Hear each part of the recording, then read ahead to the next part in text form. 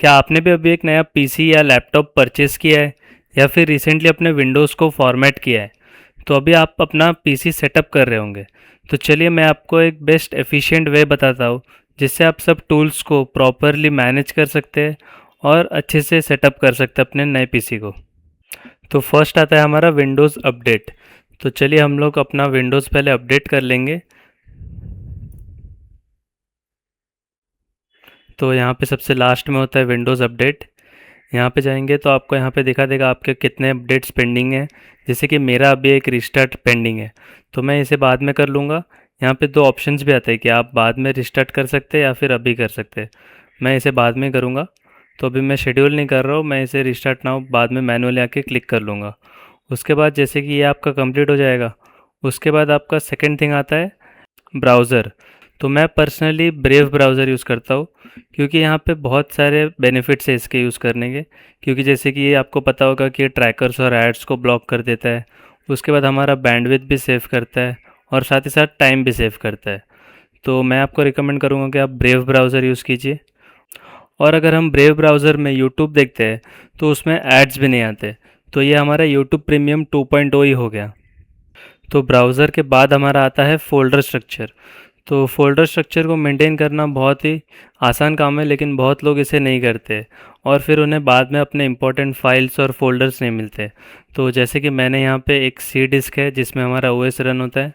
उसके बाद यहाँ पे मैंने एक प्रोजेक्ट्स के लिए एक ड्राइव बना दिया है जिसमें मेरे सारे प्रोजेक्ट्स रखे हुए हैं।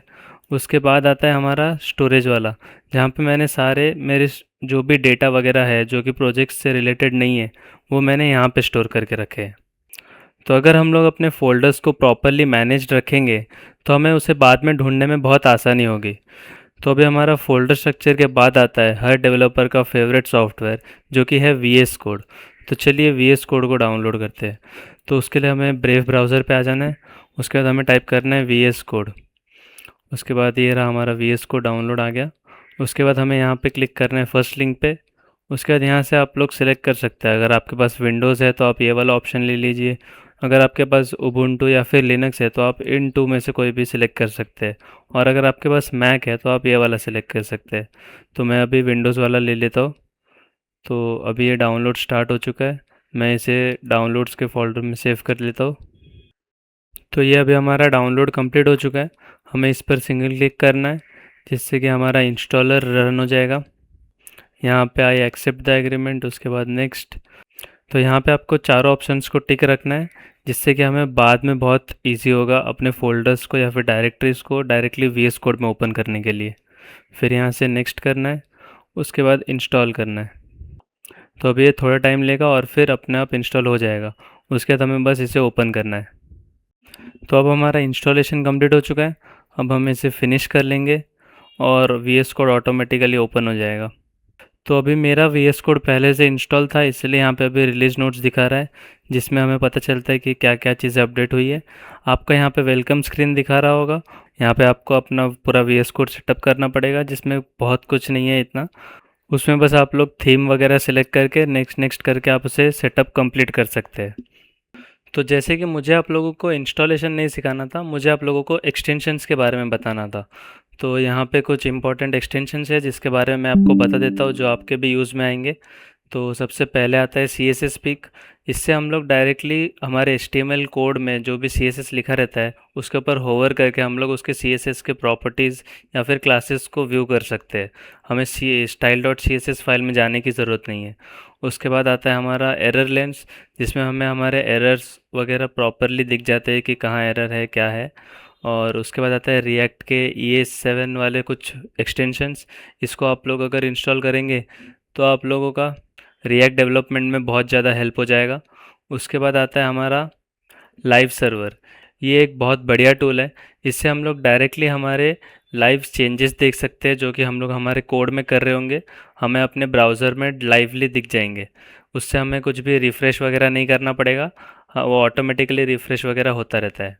तो इसे बस इंस्टॉल करना है और फिर HTML फाइल में जाके राइट क्लिक करके ओपन विथ लाइव सर्वर करना है। ये बस इतना सिंपल है और फिर हमारे ब्राउज़र में हमारा प्रीव्यू ओपन हो जाएगा जिसमें हमें लाइव चेंजेस वगैरह सब दिख रहे होंगे। उसके बाद आता है लाइव शेयर। इससे हम लोग हमारे वी एस कोड को एक लाइव स्क्रीन जैसा शेयर कर सकते हैं, जिसमें अगर हम पूरे टीम के साथ काम कर रहे हैं तो हम लोग उनके साथ भी हमारा कोड शेयर कर सकते हैं, जिसमें आप भी और वो भी साथ में काम कर सकते हैं एक ही कोड पर एक ही टाइम पे। फिर उसके बाद आता है हमारा मटेरियल आइकन थीम। क्योंकि मुझे थोड़े से कस्टमाइजेशंस पसंद है, इसीलिए मैंने ये वाला भी एक्सटेंशन इंस्टॉल करके रखा है, तो इससे हमारे थोड़े से आइकन्स वगैरह अच्छे से दिखते हैं। उसके बाद आता है हमारा प्रेटियर। ये हमारे कोड को फॉर्मेट कर लेता है एक प्रॉपर फॉर्मेट में, जिससे हमारा कोड नीट एंड टाइडी दिखता है। और at the last not the list, हमारा टेलविंड सीएसएस का इंटेलिजेंस। क्योंकि जैसे कि आप लोग को पता होगा कि हम लोग टेलविंड सीएसएस के सारे क्लासेस को याद तो नहीं रखते, तो इसीलिए हम लोग इस एक्सटेंशन से इजीली अगर हम लोग एक दो वर्ड्स टाइप करेंगे उस क्लास के स्टार्टिंग के लेटर्स, तो ये ऑटोमेटिकली हमें सजेस्ट कर देता है कि हमें कौन सा क्लास चाहिए। तो ये एक बहुत बढ़िया एक्सटेंशन है मेरे हिसाब से, आप लोगों को भी ज़रूर ट्राई करना चाहिए। तो अगले वीडियो में मैं आप लोगों को गिट, नोड जेएस, जेवीएम वगैरह कैसे इंस्टॉल करते हैं भी प्रॉपरली मैं आप लोगों को गाइड कर लूँगा। तो stay tune for the next video. तो आज के वीडियो में बस इतना ही। I am Suraj, founder of Gaadi Wala, signing off. Bye.